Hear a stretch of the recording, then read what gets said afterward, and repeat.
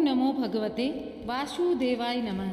प्रिय भक्तों, आप सभी के जीवन में सदा सर्वदा भगवान श्री हरि की कृपा दृष्टि बनी रहे। भगवान श्री हरि आपके जीवन में सदैव खुशियों का वास रखे, इसी कामना के साथ में चलिए शुरू करते हैं आज का वीडियो। आज के वीडियो में हम सुनने वाले हैं गुरुवार की व्रत कथा, लेकिन सबसे पहले हम जानेंगे व्रत कथा से पहले व्रत की विधि। बृहस्पतिवार को सूर्योदय से पहले उठकर स्नान आदि से निवृत्त होकर भगवान बृहस्पति देव का स्मरण करके व्रत का आरंभ करना चाहिए। उपासक को घर के किसी कक्ष में छोटा अथवा बड़ा पूजा स्थल बनाकर उसमें भगवान बृहस्पति देव की प्रतिमा की स्थापना करनी चाहिए। घर के समीप किसी मंदिर में जाकर भी भगवान बृहस्पति देव की पूजा की जा सकती है। भगवान बृहस्पति देव पीले रंग के पुष्प और पूजा के लिए पीले रंग की सामग्री को विशेष रूप से पसंद करते हैं, इसलिए स्नान के बाद पीले रंग के वस्त्र धारण करने का विशेष महत्व होता है। पीले रंग के पुष्प, केले और पीले चंदन से भगवान बृहस्पति देव की पूजा करें। भोजन में चने की दाल, बेसन और दूसरे पीले रंग के खाद्य पदार्थों का ही सेवन करें। व्रत करने वाले पुरुष बृहस्पतिवार को दाढ़ी व सिर के बाल न कटाएं। पूजा के समय भगवान बृहस्पति देव से जो मनोकामना प्रकट की जाती है वह उस मनोकामना को अवश्य पूरी करते हैं। इस व्रत में व्रत कथा पढ़ने और श्रवण करने का विशेष महत्व है। प्राचीन समय की बात है, भद्र देश में एक राजा राज्य करता था। वह बड़ा प्रतापी और दानी हुआ करता था। वह नित्य प्रति मंदिर में भगवत दर्शन करने जाता। वह ब्राह्मण और गुरु की सेवा किया करता। उसके द्वार से कोई भी याचक निराश होकर नहीं लौटता था। वह प्रत्येक गुरुवार को व्रत रखता एवं पूजन करता। हर दिन गरीबों की सहायता करता, परंतु यह सब बातें उसकी रानी को अच्छी नहीं लगती थी। वह न व्रत करती न किसी को एक भी पैसा दान में देती थी। वह राजा से भी ऐसा करने को मना करती थी। एक समय की बात है, राजा शिकार खेलने वन को गए थे। घर पर रानी और दासी अकेली थी। उस समय गुरु बृहस्पति साधु का रूप धारण कर राजा के दरवाजे पर भिक्षा मांगने आए। साधु ने रानी से भिक्षा मांगी तो वह कहने लगी, हे साधु महाराज, मैं इस दान और पुण्य से तंग आ गई हूँ। इस कार्य के लिए तो मेरे पतिदेव ही बहुत हैं। अब आप ऐसी कृपा करें कि सारा धन नष्ट हो जाए तथा मैं आराम से रह सकूं। साधु रूपी बृहस्पति देव ने कहा, हे देवी, तुम बड़ी विचित्र हो। संतान और धन से भी भला कोई दुखी होता है? इसको सभी चाहते हैं। पापी भी पुत्र और धन की इच्छा रखता है। अगर तुम्हारे पास धन अधिक है तो भूखे मनुष्यों को भोजन कराओ, प्याऊ लगवाओ, ब्राह्मणों को दान दो, धर्मशालाएं बनवाओ, कुआं, तालाब, बावड़ी, बाग बगीचे आदि का निर्माण कराओ तथा निर्धन कुमारी कन्याओं का विवाह कराओ। साथ ही यज्ञ आदि करो। इस प्रकार के कर्मों से आपके कुल का और आपका नाम परलोक में सार्थक होगा एवं तुम्हें भी स्वर्ग की प्राप्ति होगी। परंतु रानी साधु की इन बातों से खुश नहीं हुई। उसने कहा, हे साधु महाराज, मुझे ऐसे धन की आवश्यकता नहीं जिसको मैं अन्य लोगों को दान करती फिरूं, जिसको रखने और संभालने में ही मेरा सारा समय नष्ट हो जाए। साधु ने कहा, हे देवी, यदि तुम्हारी ऐसी इच्छा है तो जैसा मैं तुम्हें बताता हूँ तुम वैसा ही करना। गुरुवार के दिन घर आंगन को गोबर से लीपना, अपने केशों को पीली मिट्टी से धोना और केशों को धोते समय स्नान करना। राजा से कहना वह हजामत करवाए।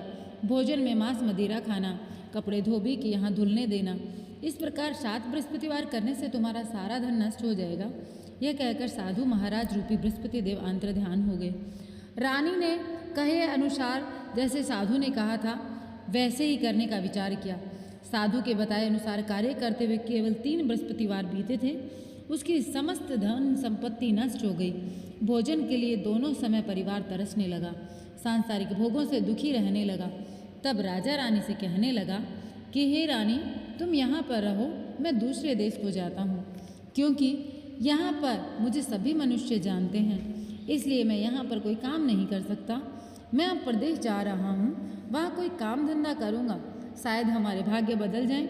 ऐसा इस तरह जीवन कब तक चलेगा? ऐसा कहकर राजा प्रदेश चला गया। वह वहाँ जंगल से लकड़ी काट कर लाता, शहर में बेचता। इस तरह जीवन व्यतीत करने लगा। इधर राजा के बिना रानी और दासियाँ दुखी रहने लगी। किसी दिन भोजन मिलता, किसी दिन जल पीकर रह जाती। एक समय रानी और दासियों को 7 दिन बिना भोजन के व्यतीत करने पड़े। तो रानी ने अपनी दासी से कहा, हे दासी, यहाँ पास ही के नगर में मेरी बहन रहती है, वह बड़ी धनवान है। तू उसके पास जा और वहाँ से 5 सेर बेचर मांग के लिया, जिससे कुछ समय के लिए गुजर बसर हो जाए। दासी रानी की बहन के पास गई। रानी की बहन उस समय पूजा कर रही थी। बृहस्पतिवार का दिन था। दासी ने रानी की बहन से कहा, हे रानी, मुझे आपकी बहन ने भेजा है, मुझे 5 सेर बेजर दे दो। दासी ने यह बात अनेक बार कही, परंतु रानी की बहन ने कोई उत्तर नहीं दिया, क्योंकि वह उस समय बृहस्पतिवार की कथा सुन रही थी। जब दासी को रानी की बहन से कोई उत्तर नहीं मिला तो वह बहुत दुखी हुई। उसे क्रोध भी आया। वह लौटकर रानी से बोली, हे रानी, आपकी बहन बहुत ही घमंडी है। वह छोटे लोगों से बात भी नहीं करती। मैंने उससे कहा तो उसने कोई उत्तर नहीं दिया। मैं वापस चली आई। रानी बोली, हे दासी, इसमें उसका कोई दोष नहीं। जब बुरे दिन आते हैं तब कोई सहारा नहीं देता।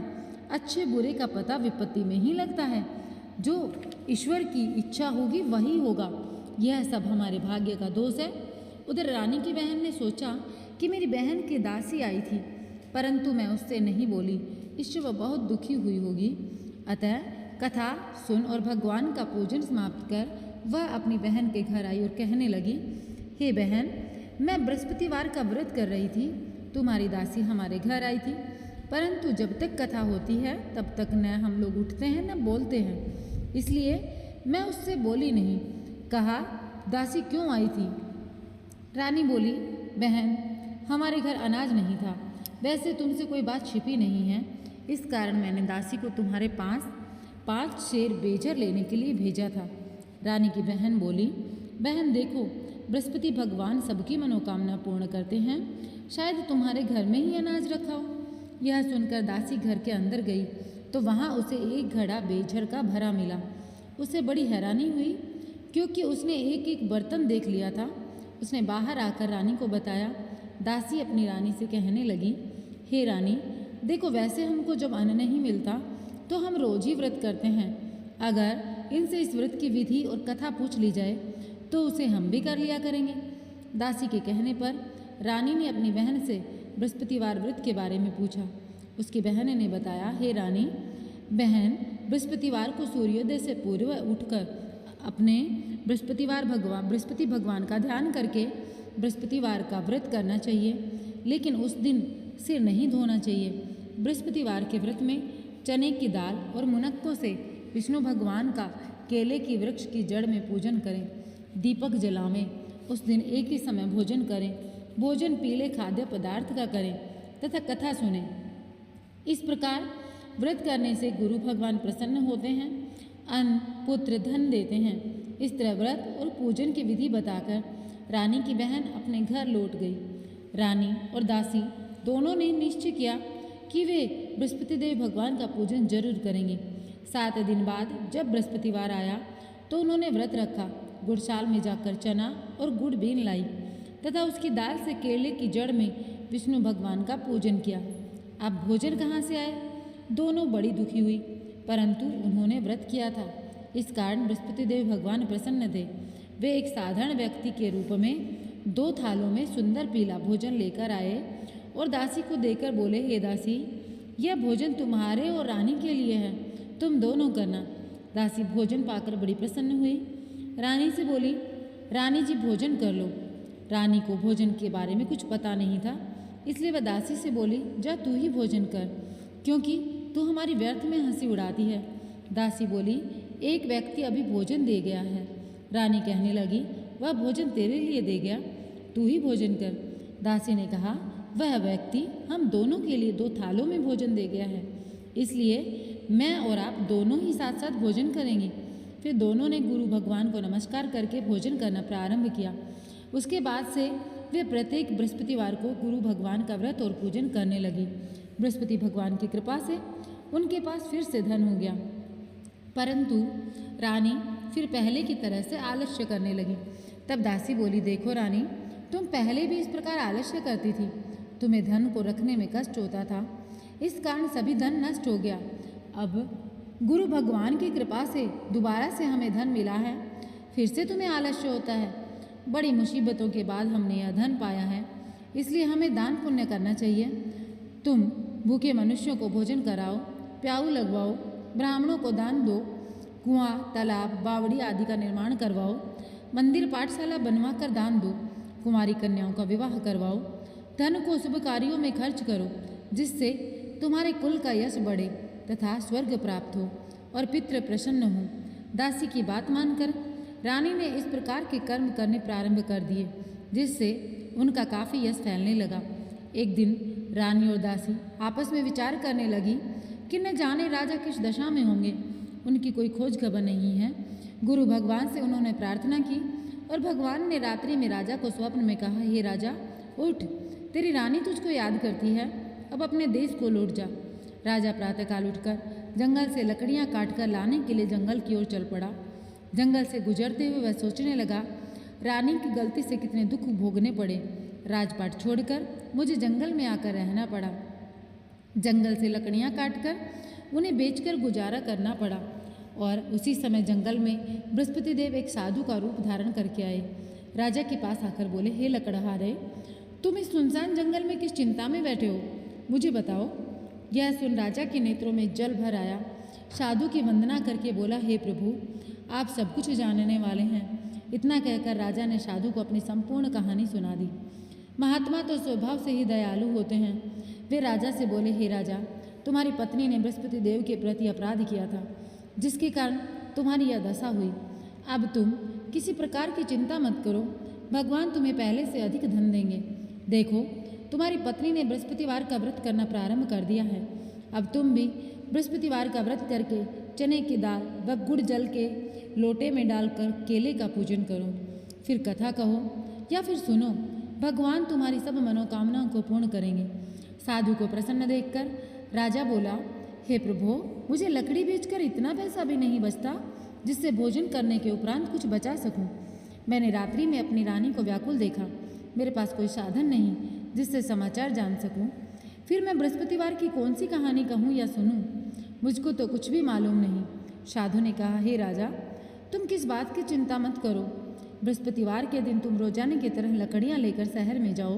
तुम्हें रोज से 2 गुना धन प्राप्त होगा, जिससे तुम भली भांति भोजन कर लोगे तथा बृहस्पति देव की पूजा का सामान भी आ जाएगा। लकड़हारा बने राजा ने उस साधु से भगवान बृहस्पति देव की यह कथा सुनकर बृहस्पतिवार का व्रत करके भगवान विष्णु की पूजा की। उस दिन से उसके सभी कलेश दूर होने शुरू हो गए। लेकिन अगले बृहस्पतिवार को कामकाज में अधिक व्यस्त होने के कारण उसने भगवान बृहस्पति देव का व्रत नहीं किया। भगवान बृहस्पति देव लकड़हारे से क्रोधित हो गए, उसे भूल की सजा दी। उस दिन नगर के राजा ने नगर में घोषणा करके सबको सूचित किया था कि प्रत्येक नागरिक मेरे महल में भोजन करने आए। जो नहीं आएगा उसे अपराधी मानकर भारी दंड दिया जाएगा। लकड़हारा बने राजा ने उस नगर के राजा की घोषणा तो सुनी, लेकिन जंगल से लकड़ी काट कर लाने और उन्हें बेचने में देर होने के कारण वह समय पर महल में भोजन करने नहीं जा सका। अतः राजा के सैनिक लकड़हारे को पकड़कर महल में ले गए। राजा ने उसे महल के एक कक्ष में बिठाकर भोजन कराया। उस कक्ष में एक खूंटी पर रानी का सोने का हार लटका था। लकड़हारा अकेला उस कक्ष में भोजन कर रहा था। तभी उसने एक आश्चर्यजनक घटना घटती देखी। देखते ही देखते वह खूंटी हार को निगल गई। थोड़ी देर के बाद राजा ने हार को गायब देखा तो लकड़हारे को कारावास में डाल दिया। लकड़हारा मन ही मन अपने भाग्य को कोसने लगा।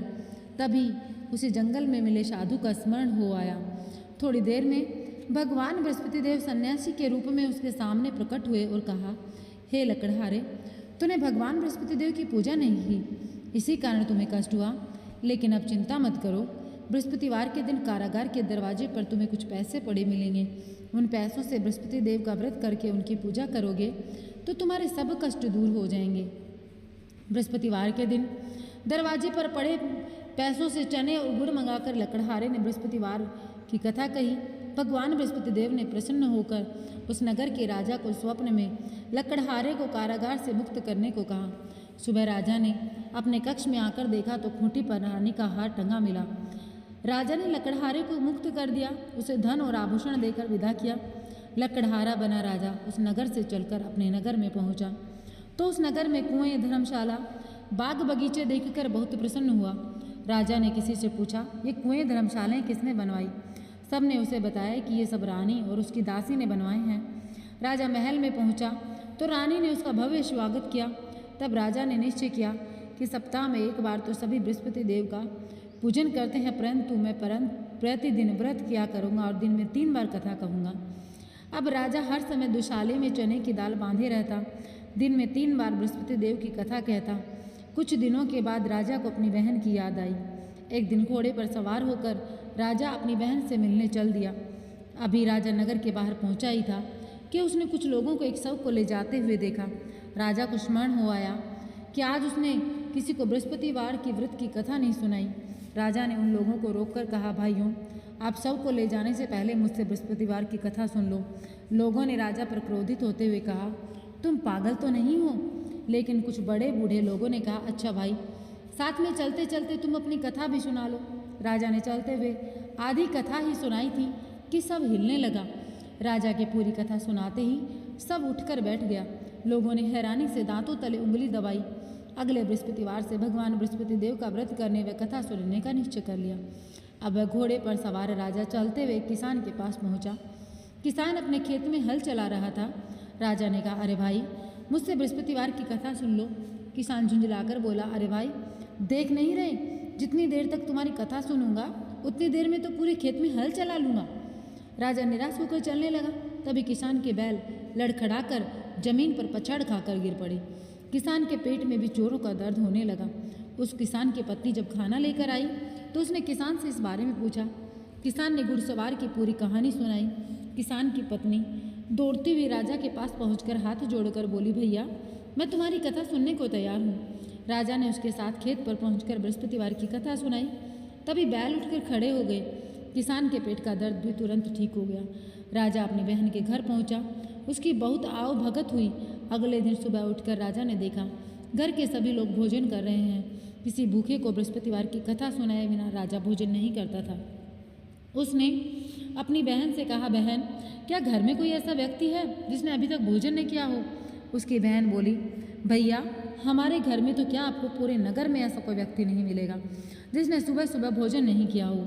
तब राजा ने बहन के घर से निकलकर उस नगर में बिना भोजन किए व्यक्ति की तलाश की। एक गडरिये के घर में उसका बेटा बीमार होने के कारण भूखा रह गया था। राजा ने उसको जाकर बृहस्पतिवार की कथा सुनाई। कथा सुनते सुनते गडरिये का बीमार बेटा बिल्कुल ठीक हो गया। सबने राजा की बहुत प्रशंसा की। एक दिन राजा ने अपनी बहन से कहा, बहन, हम अपने घर को जाना चाहते हैं, तुम भी हमारे साथ चलो, कुछ दिन वहाँ रहकर लौट आना। राजा की बहन ने अपनी सास से पूछा। सास ने ताना देते हुए कहा, बहू, मायके जाना हो तो अकेली जाना, मेरे पोतों को नहीं ले जाना। तुम्हारे भाई की कोई संतान नहीं है, कहीं तुम्हारी भाभी मेरे पोतों पर कोई जादू टोना न कर दे। दूसरे कक्ष में बहन की सास की बातें सुनकर राजा दुखी मन में अकेला अपने नगर को लौट आया। रानी ने राजा से कहा, आप तो अपनी बहन को साथ लाने की बात कहकर गए थे, फिर बहन को साथ क्यों नहीं लाए? तब राजा ने दुखी होते हुए कहा, रानी, हम निसंतान हैं, इसलिए कोई हमारे घर आना पसंद नहीं करता। रानी ने राजा को समझाया, हे प्राणनाथ, हमें बृहस्पति देव ने सब कुछ दिया है, भगवान बृहस्पति देव हमें संतान भी देंगे। बृहस्पतिवार को विधिवत व्रत करते हुए राजा रानी ने भगवान बृहस्पति देव से संतान के लिए प्रार्थना की। कुछ दिनों के बाद उन्होंने स्वप्न में दर्शन देते हुए कहा, हे राजन, तेरी मनोकामना अवश्य पूरी होगी। एक सप्ताह बाद ही रानी गर्भवती हो गई और 10वें महीने रानी ने एक सुंदर पुत्र को जन्म दिया। राजा रानी जीवन पर्यंत बृहस्पतिवार का व्रत करते रहे। उनके घर में धन की वर्षा होती रही। इस तरह आनंद पूर्वक जीवन यापन करते हुए राजा रानी भगवान बृहस्पति देव की अनुकंपा से मोक्ष को प्राप्त करके सीधे बैकुंठ धाम पहुँच गए। बृहस्पतिवार को विधिवत व्रत करके जो स्त्री पुरुष भगवान विष्णु की पूजा करते हैं, भगवान उनकी सभी मनोकामनाएं पूर्ण करते हैं। तो यहाँ पर पहली कथा पूर्ण होती है। एक बार प्रेम से बोलिए, जय हो गुरु बृहस्पति देव की, और कमेंट बॉक्स में भी लिख दीजिएगा अगर आप लोगों ने नहीं लिखा हो तो। अब हम दूसरी कथा सुनते हैं। प्राचीन काल में एक बहुत ही निर्धन ब्राह्मण था। उसकी कोई संतान नहीं थी। वह नित्य पूजा पाठ करता, परंतु उसकी स्त्री बहुत मलिनता के साथ रहती थी। वह न स्नान करती, न किसी देवता का पूजन करती। प्रातःकाल उठते ही सर्वप्रथम भोजन करती, बाद में अन्य कोई कार्य करती। ब्राह्मण देवता बहुत दुखी रहते थे। पत्नी को बहुत समझाते, किंतु उसका कोई परिणाम न निकलता। भगवान की अनुकंपा से एक समय उस ब्राह्मण की पत्नी गर्भवती हुई और 10वें महीने एक सुंदर कन्या को जन्म दिया। निर्धन ब्राह्मण कन्या के जन्म से बहुत दुखी हुआ। धीरे धीरे ब्राह्मण की कन्या बड़ी होने लगी।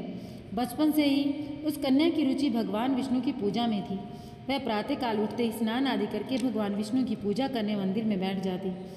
बृहस्पतिवार का व्रत करके विधिवत पूजा पाठ करती थी। पूजा पाठ के बाद वह पढ़ने के लिए पाठशाला में जाती थी। घर से चलते हुए मुट्ठी भर जौ साथ लेकर जाती। पाठशाला के रास्ते में थोड़े थोड़े जौ गिराती जाती थी। जब वह पाठशाला से घर लौटती तो जो कि वह दाने सोने में बदले हुए मिलते। लड़की सभी सोने के दाने बीन लाती। एक दिन जब वह सोने के दानों को साफ कर रही थी, उसकी माँ ने कहा, बेटी, सोने के दाने साफ करने के लिए सोने का सूप भी होना चाहिए। अगले दिन बृहस्पतिवार था। उसने भगवान बृहस्पति देव की पूजा करते हुए प्रार्थना की, हे भगवान, यदि मैंने आपका व्रत विधिवत किया है तो मुझे सोने का सूप दे दो। भगवान बृहस्पति देव ने उसकी मनोकामना पूरी करने का वचन दिया। पाठशाला से लौटते समय उसे रास्ते में सोने का सूप पड़ा मिला। घर लौटकर सोने का सूप अपनी माँ को दिखाकर वह सोने के दाने साफ करने लगी। उसी समय नगर का राजकुमार उसके घर के पास से गुजरा। उस सुंदर लड़की को सोने के सूप में जो साफ करते देख राजकुमार उस पर मोहित हो गया। महल में लौटकर राजकुमार ने राजा से उस लड़की से विवाह करने की इच्छा प्रकट की। तो राजा ने ब्राह्मण को महल में बुलाकर राजकुमार से उस लड़की के विवाह की बात कही। ब्राह्मण तैयार हो गया।